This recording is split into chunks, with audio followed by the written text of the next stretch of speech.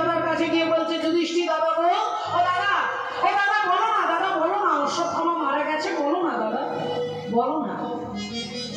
যুধিষ্ঠির দাদা হাত জোড় করে ভগবানের দিকে তাকিয়ে বলছে, তুমি সর্বযজ্ঞের ঈশ্বর, অক্ষয় অক্ষয় অবিনশ্বর, ব্রহ্মা বিষ্ণু মহেশ্বর, আরে তোমার ধ্যান, কিন্তু কৃষ্ণ রে, তুমি চাইলেও আমার জিহ্বা দিয়ে মিথ্যে বেরোবে না। আমি যুধিষ্ঠির, আমার জিহ্বা দিয়ে মিথ্যে বেরোবে না। ভগবান বললেন, যুধিষ্ঠির দাদা, আমি তোমাকে মিথ্যে কিন্তু বলতে বলছি না, আমি শুধু তোমাকে বলতে বলছি, অশ্বত্থামা হতবাণী, ইহা আমি সত্য জানি, ইতি গজ পড়ি গেল রণে। অশ্বত্থামা হত মানে অশ্বত্থামা মারা গেছে। কে? এই অশ্বত্থামা হচ্ছে ইতি গজ, গজ মানে হাতি। তাহলে হাতিটা মারা গেছে, তোমাকে দেখিয়ে দিচ্ছি, আর এই সত্যি কথাটাই তোমাকে বলতে বলছি। যুধিষ্ঠির দাদা দেখলেন, না, এটা বলতে তো কোনো আপত্তি নেই, এ তো সত্যি কথা, তাহলে এটা তো বলা যাবে। অমনি যুধিষ্ঠির দাদা চিৎকার করছেন, অশ্বত্থামা হতবাণী, ইহা আমি সত্য জানি, যেই এই লাইনটা বলেছে চিৎকার করে যুধিষ্ঠির দাদা, অমনি দ্রোণাচার্যের হাত থেকে ধনুর্বাণ মাটিতে খসে পড়েছে। দ্রোণাচার্য ভেবে নিয়েছেন আমার ছেলে মারা গেছে। যুধিষ্ঠির যখন বলছে, তখন নিশ্চয়ই আমার ছেলে মারা গেছে, আমার পুত্র অশ্বত্থামা, আমার অশ্বত্থামা, হা পুত্র বলতে বলতে দ্রোণাচার্য পড়ে যাচ্ছে। আর যেই দ্রোণাচার্য মাটিতে পড়ে যাচ্ছেন, অমনি ধর্মপুত্র যুধিষ্ঠির ভাবলেন, গুরুদেব ভেবেছেন ওনার ছেলে মারা গেছে, কারণ গুরুদেবের ছেলেরও নাম অশ্বত্থামা আর হাতিটারও নাম অশ্বত্থামা। তাহলে গুরুদেব ভেবেছে ওনার ছেলে মারা গেছে। তাহলে আমি দ্বিতীয় লাইনটা বললে পরিষ্কার হয়ে যাবে, ইতি গজ পড়ি গেল রণে। তাহলে গুরুদেব বুঝতে পারবেন ওনার ছেলে মারা যায়নি। তাহলে এই দ্বিতীয় লাইনটা আমি জোরে বলবো, আর যেই তিনি জোরে বলতে যাবেন, শাস্ত্র বলছেন, আপন ইচ্ছাই জীব কোটি বাঞ্ছা করে, কৃষ্ণ ইচ্ছা না হইলে বাঞ্ছা নাহি পুরে। আপন ইচ্ছাই জীব কোটি বাঞ্ছা করে, কৃষ্ণ ইচ্ছা না হইলে বাঞ্ছা নাহি পুরে। শ্রদ্ধেয় বাবা ঠাকুর, ভক্তিমতী মায়েরা, রাবণের ভাই ছিল কুম্ভকর্ণ, আর কুম্ভকর্ণের অনেক দিনের একটা ইচ্ছে ছিল, আমি স্বর্গের রাজা ইন্দ্র হতে চাই, আমি স্বর্গের রাজা ইন্দ্র হতে চাই, আমি ইন্দ্রের সিংহাসনে বসতে চাই, আমি ইন্দ্রত্ব চাই, আমি স্বর্গের রাজা হতে চাই। এই বাসনা নিয়ে 10,000 বছর তপস্যা করতে বসেছে। 10,000 বছর পরে সৃষ্টিকর্তা ব্রহ্মা এসে বললেন, বলো বৎস, তুমি কি চাও?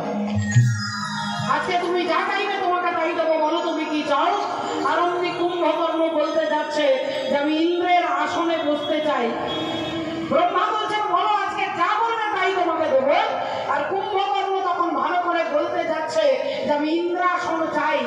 এটা বলতে যাবে, তার আগেই ভগবান শ্রী হরি মা সরস্বতীকে বলছে, যাও তুমি কুম্ভকর্ণের জিহ্বাতে বসে যাও, কুম্ভকর্ণের জিহ্বাতে বসে যাও। আর যেই মা সরস্বতী কুম্ভকর্ণের জিহ্বাতে বসে গেলেন, কুম্ভকর্ণ বলতে যাচ্ছিলেন আমি ইন্দ্রাসন চাই, কিন্তু তার জিহ্বাটা ফসকে বেরিয়ে গেলেন কি না, আমি নিদ্রাসন চাই। ইন্দ্রাসন আর বলতে পারলেন না, নিদ্রাসন বেরিয়ে গেলেন। আর যেই বললেন নিদ্রাসন চাই, অমনি ব্রহ্মাজি বলে উঠলেন, তথাস্তু। তাহলে বাবা ঠাকুর তার ইচ্ছাতে তো হবে না, ভগবানের ইচ্ছা দরকার। আর সেই ভগবানের ইচ্ছা নেই। যুধিষ্ঠির দাদা ভাবছে আমি জোরে বলবো, আর যেই যুধিষ্ঠির দাদা জোরে বলতে যাবে, তার আগেই ভগবান পাঞ্চজন্য শঙ্খটাকে জোরে বাজিয়ে দিয়েছে।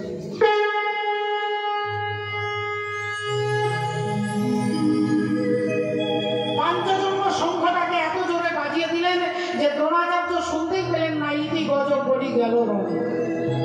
দ্রোণাচার্য পড়ে গেলেন, আর ধৃষ্টদ্যুম্ন এসে দ্রোণাচার্যকে বধ করলেন। আপনারা বলবেন, আচ্ছা, দ্রোণাচার্য তো একজন বিশিষ্ট ভদ্রলোক, দ্রোণাচার্য একজন পণ্ডিত লোক, দ্রোণাচার্য চরিত্রবান, দ্রোণাচার্য বীর, দ্রোণাচার্য ধার্মিক, তাহলে দ্রোণাচার্যকে এভাবে চক্রান্ত করে মারলেন কেন? এত ষড়যন্ত্র করে কুরুক্ষেত্রের মাঠে তাকে বিনাশ করা হলো কেন? আপনাদের মনে প্রশ্ন জাগতে পারে। ভগবান উত্তর দিচ্ছেন,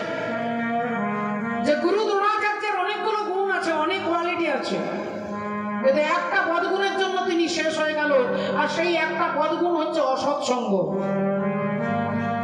ওই একটা বদগুণ হচ্ছে অসৎসঙ্গ, আর ওই অসৎসঙ্গের পক্ষে ছিল, দুর্যোধনের পক্ষে ছিল বলে তার যেমন কুরুক্ষেত্রে বিনাশ হয়ে গেল। ভগবান বুঝিয়ে দিচ্ছেন এই সংসার কুরুক্ষেত্রে তুমি ডাক্তার, মাস্টার, নেতা, মন্ত্রী, কীর্তনিয়া তুমি যেই হও না কেন, তাহলে এই সংসার কুরুক্ষেত্রে তুমি যদি অসৎসঙ্গ করো তাহলে তোমার বিনাশ অবশ্যম্ভাবী, তোমার বিনাশ অবশ্যম্ভাবী হবে। রাধে রাধে।